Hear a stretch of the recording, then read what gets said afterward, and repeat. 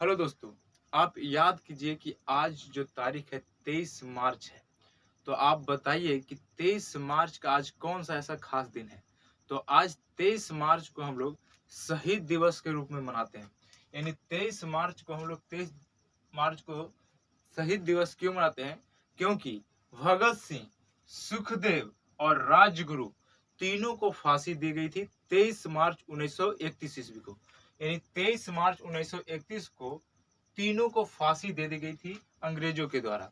अंग्रेजों के द्वारा जब फांसी दी गई तो 23 मार्च से हम लोग शहीद दिवस के रूप में मनाते हैं।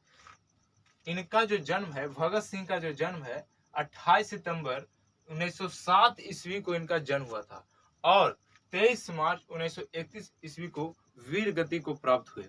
और वीर गति को प्राप्त हुए थे तो लगभग 23 वर्ष के थे और 23 वर्ष के ही अवस्था में वो फांसी पे चढ़ गए थे और वीर गति को प्राप्त हुए। अपने देश के लिए प्राण त्याग दिए। और इनका जो जन्म स्थान था वो बंगा और जिला था लायलपुर। लायलपुर अभी तत्काल पाकिस्तान में है।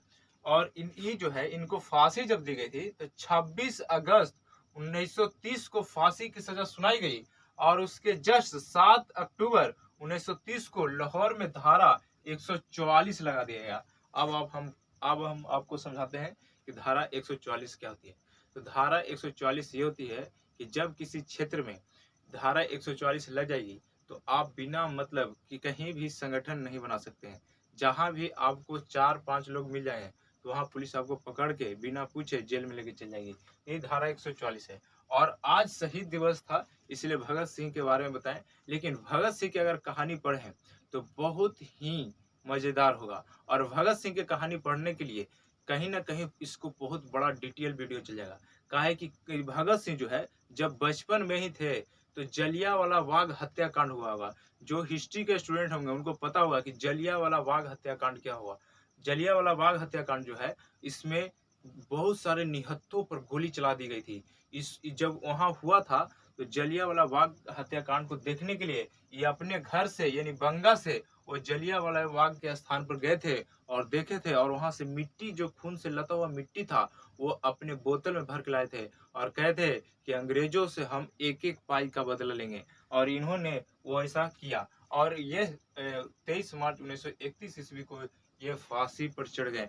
अगर ये रहते तो 1931 के बाद तक देश आजाद होता। हमारा देश जो 1947 को आजाद हुआ वो उससे पहले ही आजाद होता। अगर इसको यानी भगत सिंह को अगर महात्मा गांधी चाहते तो बचा लेते, लेकिन वो नहीं बचाए क्योंकि वो हिंसा का सपोर्ट नहीं करते थे। वो कहते थे महात्मा गांधी कि चलना है तो हम लोग को अहिंसा पर चलना है। हम लोग अंग्रेजों से कभी भी हिंसा से नहीं जी सकते हैं। और भगत सिंह कहते थे कि हमारे देश में रहकर हम ही से बैर करेगा वो, हमारा देश छोड़ के जाए उसके बाद उसके नियम कानून को फॉलो किया जाएगा। तो भगत सिंह के बारे में पढ़ने के लिए बहुत लंबा वीडियो जाएगा, इतिहास के चैप्टर में पढ़ाया जाएगा कि भगत सिंह कैसे एक महान क्रांतिकारी बने। आज के लिए इतना ही।